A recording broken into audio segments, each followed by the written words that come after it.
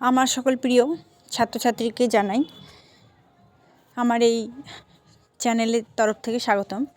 Student, আজকে আলোচনা করব মেজর বেঙ্গলির যে তোমাদের বাংলাটা খুবই বড় সিলেবাস, ঠিক আছে, অনেকটাই বড়, তো কিছু করার নেই, আমাদের পড়তেই হবে, তাই না? তো এবার আমি সাজেশন আলোচনা করছি, আমি চ্যাপ্টার ওয়াইজ আলোচনা করব, ঠিক আছে, তাই তোমাদের সুবিধে হবে। বাংলা সাহিত্যের যুগ বিভাজনটা পড়বে, ঠিক আছে, কয়টি যুগ আছে এবং কোন যুগে কী কী সাহিত্যিক নিদর্শন এগুলো কিন্তু আসবে। এবার চর্যাপদ আবিষ্কার পুঁথি পরিচয় থেকে আমরা 12 মার্কের প্রশ্ন, চর্যাপদের সাহিত্য মূল্য বিচার, এটা ইম্পর্টেন্ট। তারপর চর্যাপদের নামকরণ নিয়ে বা চর্যাপদের সমাজ জীবন, এটা একটু 6 জন্য, ঠিক আছে। 2 বা 3 জন্য লিখে নাও। চর্যাপদের 2টি ভাষাতাত্ত্বিক বৈশিষ্ট্য, চর্যাপদ কে কত খ্রিস্টাব্দে কোথা থেকে আবিষ্কার করেন, ভেরি ইম্পর্টেন্ট আসবে। চর্যাপদ কত খ্রিস্টাব্দে কোথা থেকে কী নামে প্রকাশিত হয়েছিল, এটাও কিন্তু খুবই ইম্পর্টেন্ট একটি প্রশ্নের মধ্যে রয়েছে। তারপর চর্যার কয়টি নারীর কথা বলা হয়েছে, ঠিক আছে। চর্যার পুঁথি নিয়ে বিভিন্ন পণ্ডিতের শিরোনাম আলোচনা হলো। 2 আর 3 জন্য কিন্তু প্রচুর প্রশ্ন পড়তে হবে, যেমন চর্যাপদ কবে আবিষ্কৃত হয়, চর্যাপদ কবে প্রকাশিত হয়, চর্যার আদিকবি কে, লুইপাদ, চর্যাপদের টিকাকরণের নাম কি, মুনি দত্ত, এগুলো কিন্তু পড়বে। কোষগ্রন্থ থেকে সুভাষিত রত্নকোষের পরিচয়টা পড়বে, ঠিক আছে। এটা তো অত একটা ইম্পর্টেন্ট নয়, যেহেতু অনেক অথবা প্রশ্ন পাবে। তুর্কি আক্রমণ সময় কারণ, বাংলা সাহিত্য থেকে আমরা তুর্কি আক্রমণের কারণ আর ফলাফল পড়ব। অন্ধকার যুগ বলতে কাকে বলে, এটা পড়ব। এবার শ্রীকৃষ্ণ কীর্তন থেকে আমরা শ্রীকৃষ্ণ কীর্তনের কাব্যের সাহিত্য মূল্য পড়ব, সমাজচিত্রটা একবার দেখবে, ঠিক আছে। তারপরে 6 জন্য শ্রীকৃষ্ণ কীর্তনের কাব্যের পুঁথি পরিচয়, রাধা বিরহ খণ্ড, শ্রীকৃষ্ণ কীর্তন কাব্যের অশ্লীলতার পরিচয়। 2-3 জন্য পড়বে যে কে রচনা করেন, কে পুঁথি আবিষ্কার করেন এই শ্রীকৃষ্ণ কীর্তনের, এগুলি কিন্তু ইম্পর্টেন্ট এর মধ্যে পড়ছে। এবার অনুবাদ সাহিত্য থেকে আমরা পড়ব মধ্যযুগের অনুবাদের ধারায় কবি কৃত্তিবাসের পরিচয়, ঠিক আছে। অনুবাদ সাহিত্যে কৃত্তিবাস, ওঝা, 3 রামায়ণ অনুবাদকের নামটা একটু ভালো করে পড়ে যাবে। এবার 6 জন মহাভারতের অনুবাদের ধারায় কবির পরমেশ্বরের, এটা একটু ইম্পর্টেন্ট নয়, কৃত্তিবাস ওঝাটা পড়বে, কৃত্তিবাসের কাব্যের মৌলিকতা, ঠিক আছে। কাশিরাম দাসটা একবার দেখবে। অনুবাদ সাহিত্য, অনুবাদকে কত ভাগে ভাগ করা যায়, এর মূল ভিত্তিভূমি কোথায়, এগুলো পড়বে, ঠিক আছে।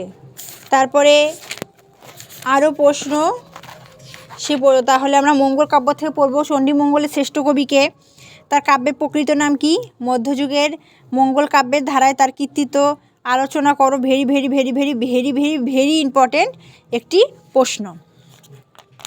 তারপরে চণ্ডীমঙ্গল আদিকবির নাম, ভেরি ইম্পর্টেন্ট, ঠিক আছে। মনসামঙ্গল কাব্যের কয়টি ধারা, ইম্পর্টেন্ট। তারপর মোটামুটি মনসামঙ্গল, এই যে মঙ্গল কাব্য থেকে কটা পড়লে কিন্তু খুব ইম্পর্টেন্ট, এখান থেকে তোমরা কিন্তু যে কমনটা কিন্তু পেয়ে যাবে, ঠিক আছে। তারপরে মুকুন্দ চক্রবর্তীর ভারু দত্ত চরিত্রটি আলোচনা করবে, এটা খুব ইম্পর্টেন্ট একটি প্রশ্নের মধ্যেই পড়ছে। তারপরে আমরা যদি 3 বা 6 জন্য 2 জন্য যাই অথবা 3 জন্য, তাহলে আমরা দেবখণ্ডের বিষয় কি, নরখণ্ডের মূল বিষয় কি পড়ব। তারপর মঙ্গল কাব্য বলতে কি বোঝায় পড়ব, বদনাখণ্ড কি আমরা পড়ব, বিজয়গুপ্তের কাব্য বৈশিষ্ট্য পড়ব, মনসা নামের উৎপত্তি কীভাবে, এটাও আমরা পড়ব। 2-3 জন্য কিন্তু আমরা জানি কিন্তু আমাদের প্রচুর প্রশ্ন পড়তে হয়, ঠিক আছে, আমাদের প্রচুর প্রশ্ন পড়তে হয়, যেহেতু শর্ট প্রশ্ন তো অনেকটা পড়তে হয়। এ বড়োর জন্য কিন্তু আমাদের কিন্তু এতটা পড়তে হয় না। চৈতন্য জীবনী গ্রন্থ থেকে বৃন্দাবন দাস কৃষ্ণদাস কবিরাজের যে জীবনীটা, এটা একটু পড়ে গেলে এখান থেকে তোমরা কমন পেয়ে যাবে, আর এক্সট্রা করে এখান থেকে আর কিছু পড়ার দরকার নেই, যেহেতু প্রচুর অথবা পাবে। মধ্যযুগের বাংলা সাহিত্যে আরাকান রাজসভার গুরুত্ব, ভেরি ইম্পর্টেন্ট, পড়বে। তারপরে 6 জন্য এখান থেকে সেরকম ইম্পর্টেন্ট কিছু নেই। বৈষ্ণব পদাবলী থেকে খুব ইম্পর্টেন্ট কয়েকটি প্রশ্ন দিচ্ছি, এখান থেকে কিন্তু খুব ইম্পর্টেন্ট। মাথুর কাকে বলে, মাথুর পর্যায় শ্রেষ্ঠ কবিকে, তার কবি প্রতিভায় পরিচিত, ভেরি ভেরি ভেরি ইম্পর্টেন্ট। বৈষ্ণব পদাবলীর সাথে চণ্ডীদাসের কবি প্রতিভা আসবে। পূর্বরাগের পর্যায় শ্রেষ্ঠ কবিকে, খুব ইম্পর্টেন্ট। তারপরে লিখো গোবিন্দদা যে অভিসার কাকে বলে, অভিসারের পদ রচনায় শ্রেষ্ঠ কবিকে, তার কবি প্রতিভার পরিচয়, very very very very very important প্রশ্ন। অভিসার, পূর্বরাগ, অনুরাগ এগুলো কিন্তু অনেক ইম্পর্টেন্ট। আক্ষেপ অনুরাগ বলতে কী বোঝায়, এটাও কিন্তু খুব ইম্পর্টেন্ট, একটি প্রশ্নের মধ্যে পড়ছে। গৌরচন্দ্রিকা কাকে বলা হয়, এটাও কিন্তু খুব ইম্পর্টেন্ট। গৌরাঙ্গ বিষয়ক ও গৌরচন্দ্রিকা বিষয়ক পদাবলী বলতে কী বোঝো, এটা কিন্তু পরীক্ষায় আসার সম্ভাবনা মনে করে এসে গেছে। অভিসারের সংজ্ঞা, অভিসারের শ্রেষ্ঠ কবির প্রতিভা, ভেরি ইম্পর্টেন্ট। তারপরে অভিসার তো বললাম, আক্ষেপ অনুরাগও তোমাদের বলে দিয়েছি ইম্পর্টেন্টের মধ্যে। নিবেদনটা একটু পড়বে, ঠিক আছে, নিবেদনটা একটু পড়ে যাবে। ভাবোল্লাসটা একবার দেখে যেও, একবার প্রার্থনা পর্যায়টাও দেখবে, প্রার্থনা কাকে বলে। তাহলে এখান থেকে তোমরা কিন্তু এগুলা পড়লে কিন্তু এখান থেকে কমন পেয়ে যাচ্ছ।